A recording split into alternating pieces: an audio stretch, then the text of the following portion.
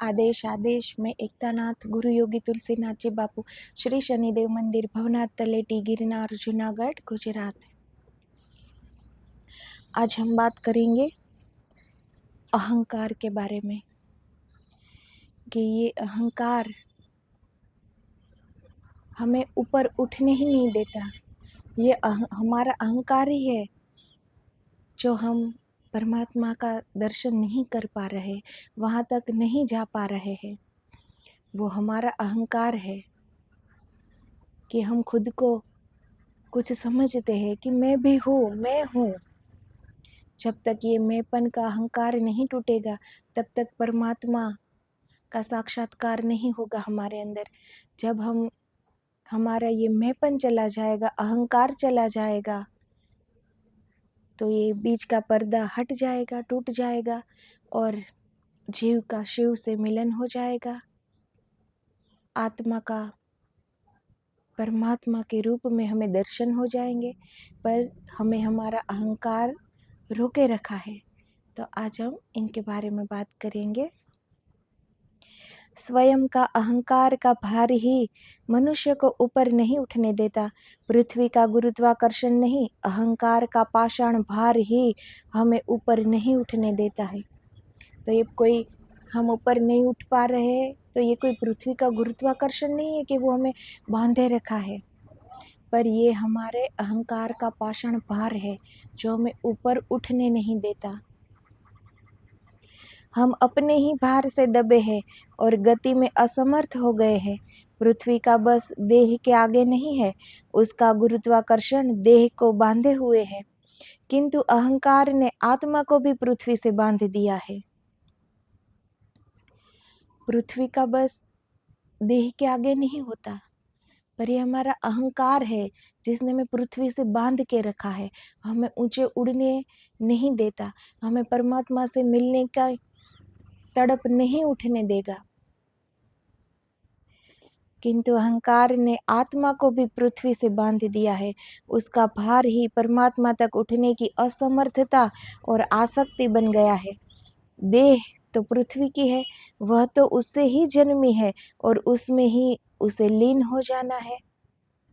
लेकिन आत्मा अहंकार के कारण परमात्मा से वंचित हो व्यर्थ ही देहानुसरण को विवश हो जाती है। हमारी पंच तत्व की काया ये तो यही मिट्टी में मिल जानी है, तो वो तो पृथ्वी से बंधी हुई है ये देह, पर हमारी ऊर्जा, हमारी शक्तियाँ क्यों ऊपर नहीं उठ रही है? इसका कारण हमारा अहंकार है, उनका भार है कि हम ऊर्ध्वगमन नहीं कर पाते। हमारी कोई ऐसी तड़प नहीं उठती अंदर से कि हम ऊपर उठे, हम अपने आप को देखें, हम स्वयं का स्वरूप देखें। ये होने ही नहीं देता। हमारा अहंकार हमें और ही चीज़ों में उलझाए रखता है, बहिर्मुखता से भरी ये दुनिया में उलझाए रखता है हमारा अहंकार कि इस दुनिया में हम भी है, मैं भी हूँ। तो सत्य ये है कि इस पूरे ब्रह्मांड में, इस पूरी दुनिया में ऐसे एक ब्रह्मांड नहीं है, कितने ही ब्रह्मांड होंगे, पर उसमें आधिपत्य परमात्मा का है। इसमें हम तो सुई की नोक के बराबर भी नहीं है। यहाँ हमारा क्या है? यहाँ सब कुछ परमात्मा का है, पर ये हम मान नहीं रहे हैं। ये हमारा अहंता है, हमारा अहंकार है, और इसी अहंकार के कारण व्यर्थ ही देहानुसरण में हम जाते रहते हैं। ये कोई झूठ बात थोड़ी है कि 84 के फेरे हैं। कितने 84 लाख योनि में से निकलकर जब मनुष्य देह मिलता है तो हम अहंकार में डूबे रहते हैं। पता नहीं क्या क्या 84 लाख योनियों में क्या क्या नहीं बने होंगे हम। क्या रोक सके हम अपने आप को? और क्या परमात्मा को मिलने के लिए हम सोचे और कुछ करे नहीं, हमारा अहंकार कुछ करने ना दे हमें, तो क्या संभव है कि हम परमात्मा से मिल पाए? तो हमारे हाथ में कुछ भी नहीं है। हमारे हाथ में है कर्म करना। ईश्वर ने बुद्धि दी है, किस तरफ जाना है, कहाँ जाना है, कैसे जीना है, ये सब हम अपने आप सोच सकते हैं। हम अपने कर्म खुद लिख रहे हैं, लेकिन उसके लिए दृढ़ संकल्प चाहिए कि हमें हमारा आत्मदर्शन करना है। मैं कुछ भी नहीं हूँ। मुझे कौन चला रहा है? हमारे अंदर विराजमान परमात्मा चला रहा है, जो सारा जगत चला रहा है। वो ही मुझे भी चला रहा है। इसमें मैं कहाँ हूँ? अगर ये सी सोच आ जाए तो धीरे धीरे हम अहंकार से मुक्त होते जाएंगे। और यदि आत्मा परमात्मा तक न पहुँचे तो जीवन एक असह्य पीड़ा में परिणित हो जाता है। परमात्मा ही उसका विकास है, वही उसकी पूर्णतम अभिव्यक्ति है। और जहाँ विकास में बाधा है वही दुख है। जहाँ स्वयं की संभावनाओं के सत्य बनने में अवरोध है वही पीड़ा है, क्योंकि स्वयं की पूर्ण अभिव्यक्ति की आनंद है। हम जो होने आए हैं ये हम हो नहीं पा रहे हैं, इसीलिए हमें ये बेचैनी है। कभी बैठकर अंदर थोड़ी देर देखना हम कितने अशांत हैं अंदर से, कितने उद्विग्न है अंदर से। किसी भी चीज से हमें संतोष नहीं मिलेगा। कुछ भी पाले, इच्छा हमारी ही होगी बाहर की कि ये पाले तो संतोष हो जाएगा, ये पाले तो खुशी मिल जाएगी, ये पाले तो सुखी हो जाएंगे। लेकिन जब पा लेते हैं तो ऐसा कोई भी सुख के आनंद का अनुभूति नहीं होती। क्यों नहीं होती? क्योंकि सच्चा सुख, सच्चा आनंद परमात्मा से मिलने से होगा। और हमारा जन्म इसीलिए हुआ है, ये मानव देह इसीलिए ईश्वर ने हमें दिया है कि हम अपने जीवन को पा सके, हम परमात्मा को पा सके। और जब ये हम नहीं कर पाते, इसीलिए हमारे अंदर अशांति है, उद्विग्न है, पीड़ा है। दुनिया की कोई भी चीज हमें आनंद नहीं दे सकती, हमें सुखी नहीं कर सकती। हमारे मन में असंतोष ही असंतोष रहेगा, क्योंकि बाहर की कोई चीज की उम्मीद जो हम करते हैं और जो पा लेते हैं वो सत्य में हमारी खोज नहीं है। इसीलिए वो पूरी होती है हमारी इच्छा तो हमें कोई भी आनंद का अनुभव नहीं होता। वो आनंद की अनुभूति तब ही होगी जब हम परमात्मा का दर्शन कर लेंगे, उनका साक्षात्कार कर लेंगे। क्योंकि इसीलिए ही हमें ये देह मिली है, ये अवतार मिला है। ये मानव जीवन बहुत मूल्यवान है, बहुत मूल्यवान।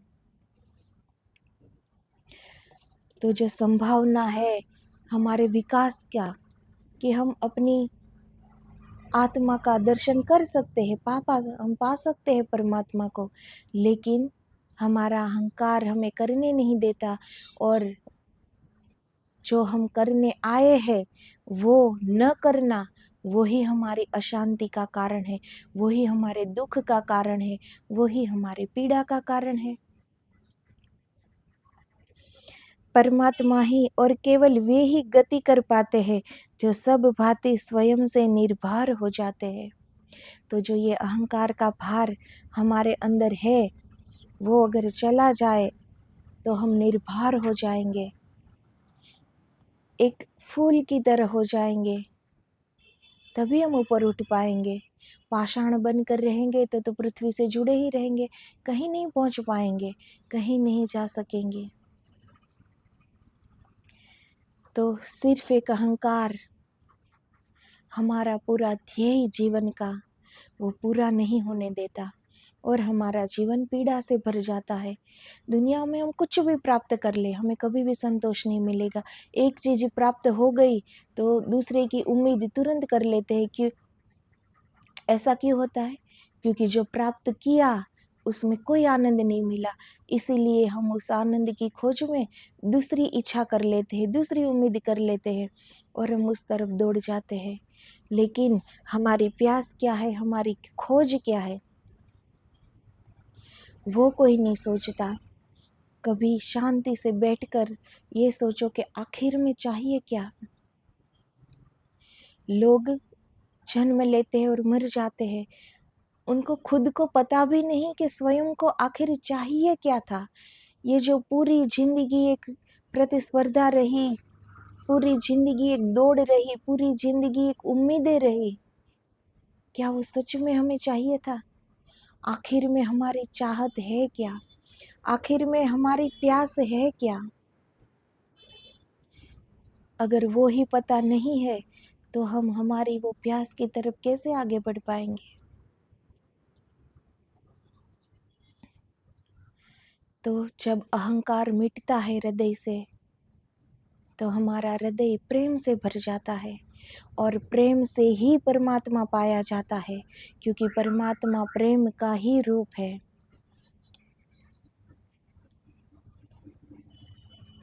तो और प्रेम में सारी इच्छाएं उम्मीदें नहीं होती, क्योंकि प्रेम में कोई मांग नहीं रहती। हम बिल्कुल निर्भर हो जाते हैं, कुछ नहीं चाहिए, जो है पर्याप्त है, एक संतोष है। और हमें हमारी सही खोज का पता चलता है उस प्रेम की राह में, कि आखिर में हमारी प्यास क्या है, हमें चाहिए क्या। और इस बात का जब हमें पता चल जाए कि इस आत्मा की भूख परमात्मा है, इस जीव की प्यास शिव होना है, तो हम उस तरफ आगे बढ़ेंगे और कभी ना कभी पा जाएंगे। लेकिन उसके लिए हमें पता तो होना चाहिए कि हमारी खोज क्या है। तो जिस दिन अहंकार अंदर से निकल गया, तत्क्षण हृदय प्रेम से भर जाएगा, और प्रेम ही द्वार है जहाँ से एक प्रेमी नाचता हुआ अपने परमात्मा को पा जाता है। प्रेम ही प्रार्थना है, प्रेम ही जीवन है, प्रेम ही परमात्मा है। प्रार्थना में जब तक कोई मांग है, तब तक ये प्रार्थना परमात्मा के लिए है ही नहीं। प्रार्थना जब मांग से मुक्त होती है, तभी वह प्रार्थना बनती है। परमात्मा के लिए भी मांग हो तो भी वह प्रार्थना परमात्मा की प्रार्थना नहीं रह जाती। समस्त मांग से मुक्त होकर ही प्रार्थना परमात्मा से युक्त होती है। निश्चय ही ऐसी प्रार्थना स्तुति नहीं हो सकती। स्तुति प्रार्थना नहीं, खुशामद है। स्तुति रिश्वत है, वह निम्न मन की अभिव्यक्ति तो है ही, साथ ही परमात्मा के प्रति धोखा भी है। और परमात्मा को धोखा देने से ज्यादा मूढ़ता और क्या हो सकती है। उस भांति मनुष्य स्वयं ही स्वयं के हाथों ठगा जाता है। तो जब हृदय प्रेम पूर्ण होता है, प्रार्थना, तब वो प्रेम प्रार्थना बन जाती है। प्रार्थना में कोई मांग नहीं होती, प्रार्थना में संसार की कोई मांग तो नहीं ही होती, लेकिन सच्ची प्रार्थना में परमात्मा की भी मांग नहीं होती। इतनी निर्भर होती है प्रार्थना प्रेम पूर्ण, कि वो परमात्मा को पाना चाहता है, लेकिन उससे कुछ लेने नहीं, पर उसे भी प्रेम देने के लिए। जब ऐसी सोच आ जाए तो प्रार्थना परमात्मा से युक्त बन जाती है, फिर वो ही प्रार्थना परमात्मा बन जाती है। उसमें हमें अलग से परमात्मा को मांगना नहीं पड़ता। संसार की चीज़ें तो नहीं ही मांगी जाती, लेकिन परमात्मा भी नहीं मांगा जाता। तब वो प्रार्थना परमात्मा के द्वार तक पहुँच जाती है फिर, क्योंकि उसमें सिर्फ प्रेम ही प्रेम है परमात्मा के लिए। कोई मांग नहीं, कोई अपेक्षा नहीं, कोई उम्मीद नहीं, सिर्फ परमात्मा के प्रति प्रेम, सिर्फ परमात्मा के चरणों में समर्पित होना, खुद को अर्पित कर देना, समर्पण कर देना।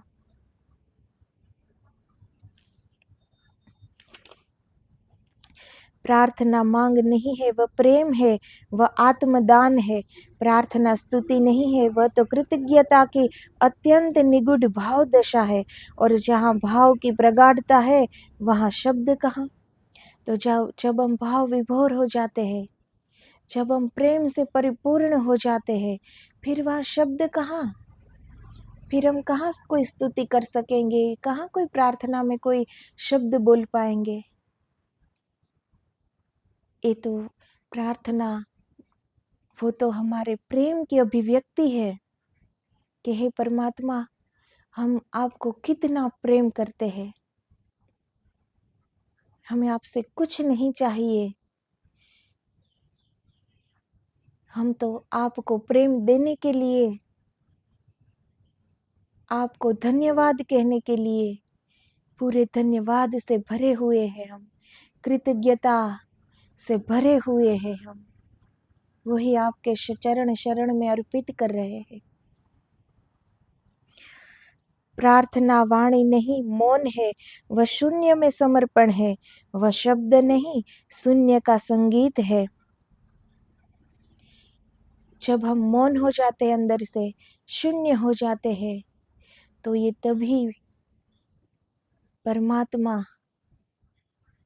हमें दिखाई पड़ता है, हमारे ही अंदर।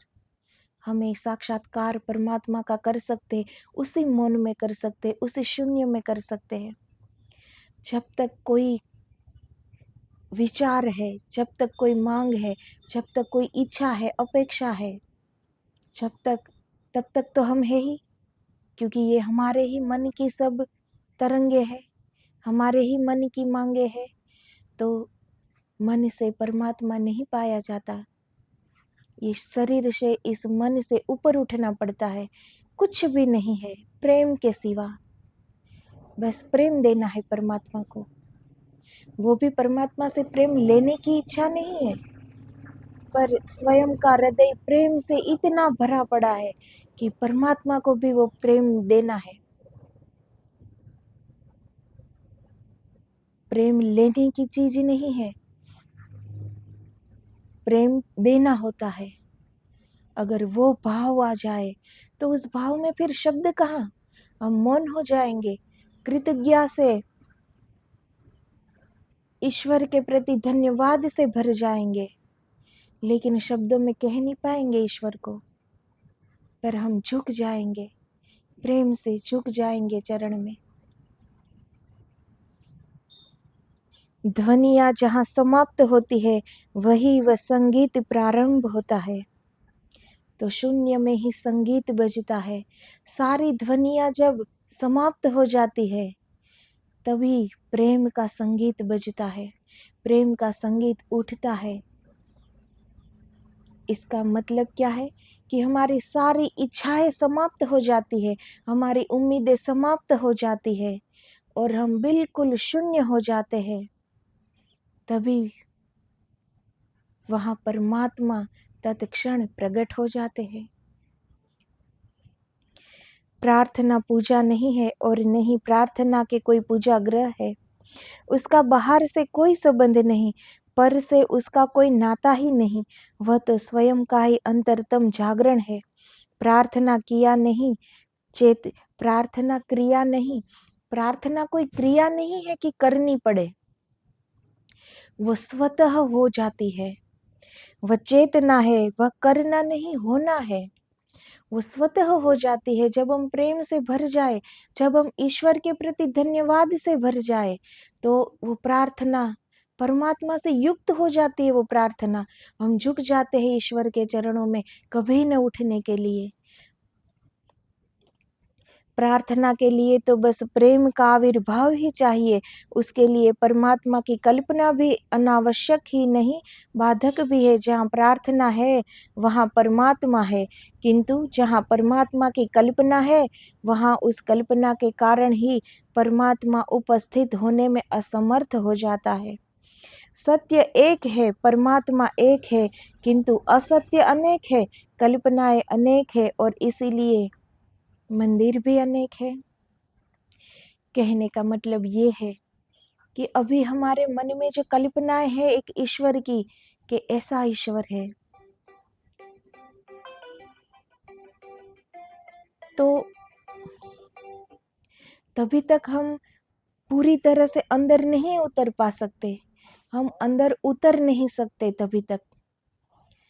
तो जब हमारी प्रार्थना हर मांग से, हर इच्छा से मुक्त हो जाएगी, उनकी परिकल्पना से भी मुक्त हो जाएगी कि ईश्वर ऐसा है, जब कोई भी दृश्य ही नहीं रहेगा इस आंख के सामने, इस दृष्टि के सामने सिर्फ प्रेम और परमात्मा की तरफ धन्यवाद, तो समर्पण स्वतः हो जाएगा ईश्वर की तरफ। और जब हमारा पूर्ण समर्पण हो गया, हम मिटने को राजी हो गए, मिट गए, तत्क्षण परमात्मा प्रकट हो जाएंगे और हम अपना आत्मदर्शन पा लेंगे, आत्मदर्शन कर लेंगे। तो आज बस यही कहना था कि अहंकार से तो मुक्त होना ही है, लेकिन हर मांग से, इच्छा से भी मुक्त होना है, मुक्त होना पड़ेगा। जो परमात्मा को पाना हो तो इस राह में प्रेम से परिपूर्ण हृदय जब बन जाए हमारा, तो वही परमात्मा का घर बन जाता है। तो आदेश आदेश, जय गिरनारी, जय गुरुदेव।